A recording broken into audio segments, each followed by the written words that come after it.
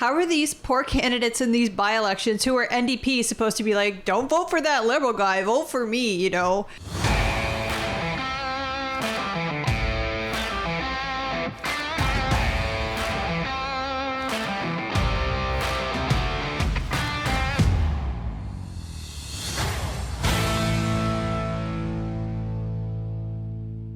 There are 2 by-elections coming in September, but the Montreal riding that is set to go to the polls could mark the tipping point for Trudeau and the Liberal Party.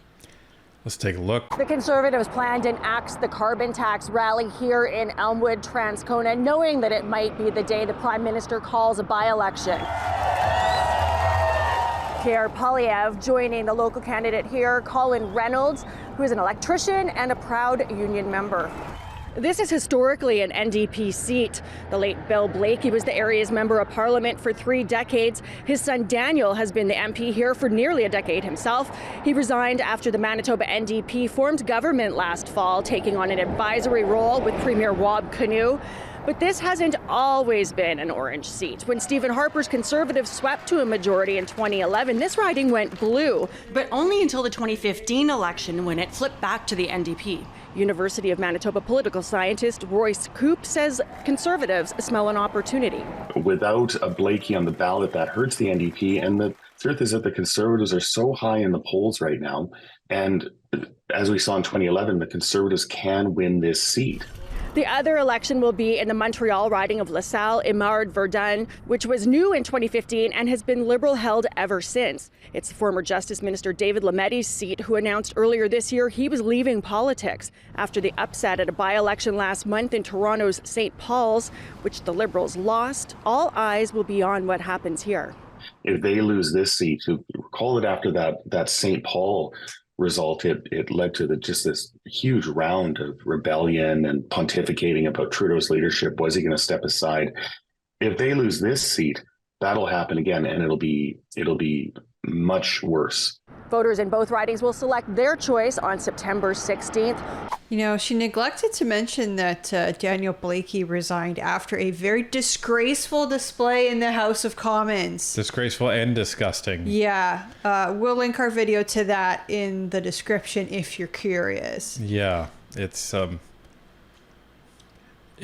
interesting one. There was not very parliamentary language used. It was beyond non-parliamentary. It was downright vulgar. And then later that day, he announced that he was resigning. So we're kind of like, well, I guess if you're going to go out, go with a bang. Yeah, he went out in a blaze of glory, that's for sure. But still, like, how disrespectful to the House and Canadians. And it was, you'll see it. It's in the description. Anyway, let's get back to this. So the by-election that's coming in Quebec on September 16th, that is going to be one that everyone is going to be watching. And I don't think it's going to be this case of, oh, well, you know, such and such a party isn't going to be able to win because, as we saw in Toronto St. Paul's, you don't know. You don't know what's going to be happening.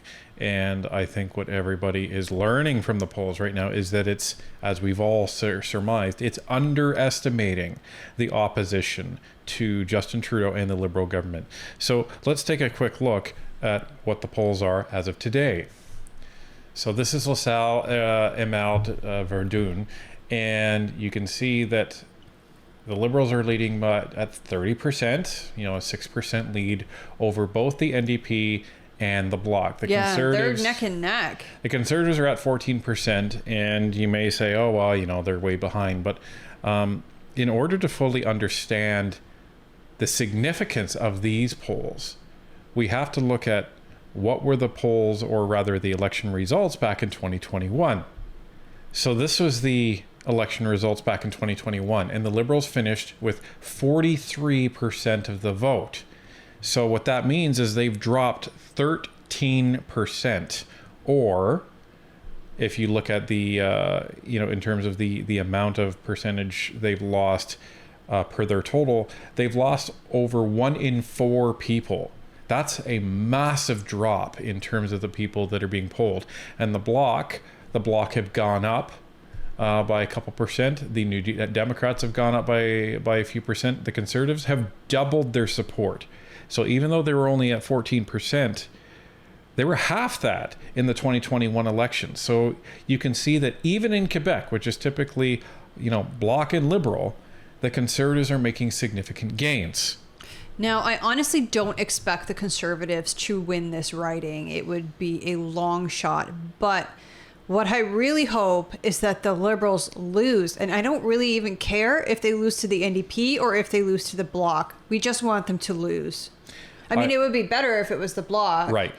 But point being, it would be disastrous for them to lose yet another seat in a by-election. But I think it's realistic that they lose to the Bloc. I hope so.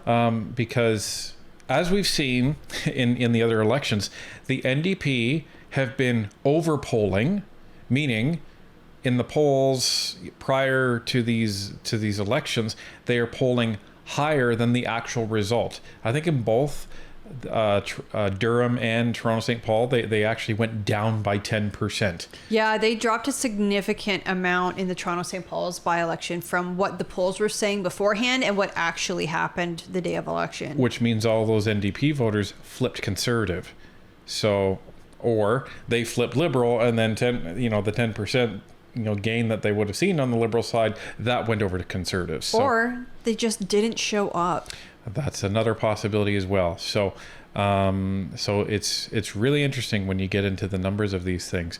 But it's not just us that are looking at this, and it's not just some of these more center media outlets that are talking about this. The Toronto Star seems very concerned about this. Is another Liberal stronghold about to fall? Why this by-election is seen as a referendum of Justin Trudeau's leadership. Quote, if you're in government, this is just the son of redacted. It really is, because it's all risk and no advantage, end quote, said Scott Reid, a political analyst and previous communications director to former Prime Minister Paul Martin, who once held part of the riding for 20 years. Quote, you get virtually no reprieve if you win this riding, but the compounding effect of losing it just twists the stomach, end quote. The by-election, set for September 16th, was triggered in January after the departure of former Justice Minister David Lametti. And as one Liberal MP put it to the Star, the race could serve as a referendum on Justin Trudeau's leadership. It will be the first by-election since Pierre Poilievre's Conservatives eked out a shocking victory in the Liberal bastion of Toronto St. Paul's.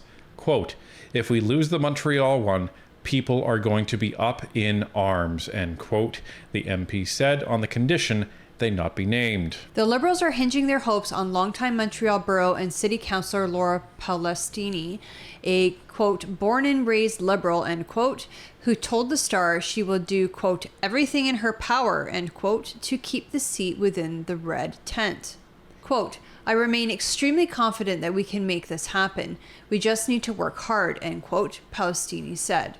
Her plan is to position herself and her party as the best alternative to a potential Poilievre government she says will only, quote, cut back, end quote. But the Conservative candidate, business owner Louis Ialenti, won't be her chief rival. When the race could ultimately favor the Liberals, it is still projected to be a three-way contest with the New Democrats and the Bloc Québécois. The region has historically never backed the Conservatives, but the Bloc and NDP have battled it out for second place in the riding, as each have held federal seats in former ridings that were eventually folded into La Salle and Mard-Verdun. Louis-Philippe Sauvé, a political staffer and researcher turned candidate for the Bloc, said that given the discontent roiling the Trudeau Liberals, he can't wrap his head around Palestini's outlook. Quote, I don't understand this confidence, especially in this context, end quote. Sauvé told the Star, adding the perennial problem for the New Democrats will be their continued decision to prop up the minority Liberals through their parliamentary alliance. And the thing that I don't understand is, given that the Conservatives are in fourth place, it is very bizarre that Palestini is structuring her whole campaign around fighting the Conservatives. That doesn't make a lot of sense. And if that's her whole shtick, that's who she's fighting against, well, the Bloc is just going to eat that up.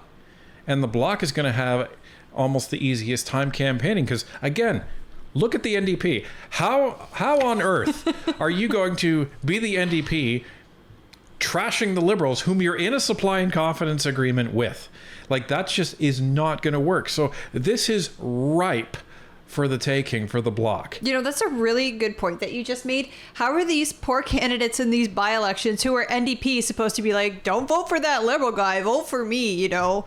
Meanwhile, they're voting the Liberal up. I understand, like, when they get to the general election, that hopefully by then Jagmeet Singh will actually develop some sort of strategy and pull away from the Liberals and try to convince Canadians that it's the NDP they should vote for. But right now they're in the middle of it. They're essentially one party. So how can these NDP candidates say, don't vote for Liberal, vote NDP? Well, and that's just it. And you know what? It almost feels like we're in the Stanley Cup playoffs and, you know, your team is out of the playoffs, but you're cheering for another team just to beat, you know, the rival that you hate. So I think this is probably going to be the first time ever that I'm actually going to be cheering for the Bloc to win a riding in an election, because it could serve as the downfall for the Liberal government and Justin Trudeau.